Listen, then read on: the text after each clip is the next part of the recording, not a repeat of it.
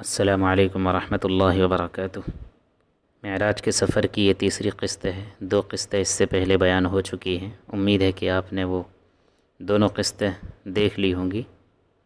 اگر آپ نے نہیں دیکھا ہے تو سب سے پہلے ان دونوں کو دیکھ لیجئے تاکہ آپ کو پوری بات سمجھ میں آئے۔ بہرحال آپ صلی اللہ علیہ وسلم مسجد حرام سے مسجد اقصیٰ کی طرف سواری پر بیٹھ کر تشریف لے جا رہے ہیں۔ راستے میں آپ کو ایک منظر یہ دکھائی دیا کہ ایک بڑھیا ہے جو کھڑی ہے اور وہ آپ صلی اللہ علیہ وسلم کے قریب ہو رہی ہے اور آواز دے رہی ہے۔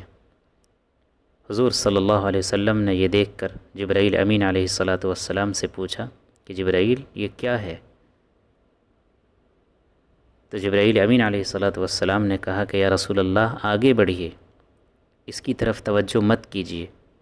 چنانچہ آپ چلتے رہے تو آگے چل کر ایک بوڑھا ملا جو آپ صلی اللہ علیہ وسلم کو اپنی طرف بلا رہا تھا کہ محمد ادھر آئیے۔ جبرائیل امین علیہ السلام نے کہا کہ یا رسول اللہ چلتے رہیے، ادھر مت مڑیے۔ پھر آگے چلے تو آپ صلی اللہ علیہ وسلم کا گزر ایک جماعت پر ہوا جس نے آپ صلی اللہ علیہ وسلم کو اس طرح سلام کیا: السلام علیکہ یا اول، السلام علیکہ یا آخر، السلام علیکہ یا حاشر۔ جبرائیل امین علیہ السلام نے کہا کہ یا رسول اللہ انہیں سلام کا جواب دیجیے۔ چنانچہ آقا صلی اللہ علیہ وسلم نے ان کو سلام کا جواب دیا۔ پھر جبرائیل امین نے خود ہی بتایا کہ پیارے آقا، وہ جو بڑھیا آپ کو دکھائی دی تھی وہ دنیا تھی، اس کی عمر اب اتنی ہی رہ گئی ہے جتنی ایک بڑھیا کی رہ جاتی ہے، اور وہ جو بوڑھا جو آپ کو بلا رہا تھا وہ شیطان ابلیس تھا۔ وہ دونوں آپ کو اپنی طرف مائل کرنا چاہ رہے تھے۔ اگر آپ ان کی طرف توجہ کرتے تو آپ کی امت دنیا کو آخرت پر ترجیح دیتی۔ میرے عزیز دوستو، آپ صلی اللہ علیہ وسلم نے ان دونوں کی طرف توجہ نہیں کی، تب بھی ہمارا یہ حال ہے کہ ہم دنیا پر مر مٹنے کو تیار ہیں، دین سے دور ہیں، ہمارے دلوں میں دنیا ہے تو بس دنیا ہے۔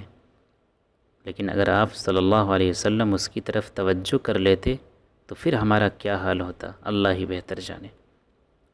بہر کیف حضرت جبرائیل امین علیہ السلام نے فرمایا کہ وہ جماعت جو ملی تھی جس نے آپ کو سلام کیا تھا وہ حضرت ابراہیم، حضرت موسیٰ اور حضرت عیسیٰ علیہ السلام تھے۔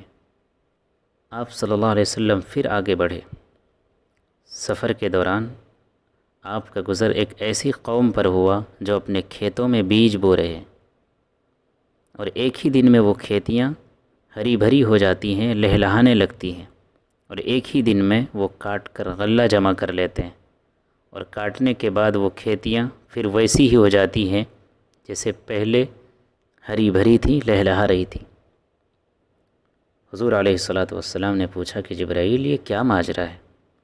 تو حضرت جبرائیل امین علیہ السلام نے کہا کہ یا رسول اللہ، یہ آپ کی امت کے وہ لوگ ہیں جو راہ خدا میں جہاد کرتے ہیں، اللہ کے راستے میں اپنی جان اور مال کے ساتھ لڑتے ہیں، ان کی ایک نیکی پر 700 گنا دیا جاتا ہے، اور یہ لوگ جو کچھ بھی اللہ کے راستے میں خرچ کرتے ہیں اللہ تعالیٰ ان کو اس کا بہترین نعم البدل عطا فرماتے ہیں۔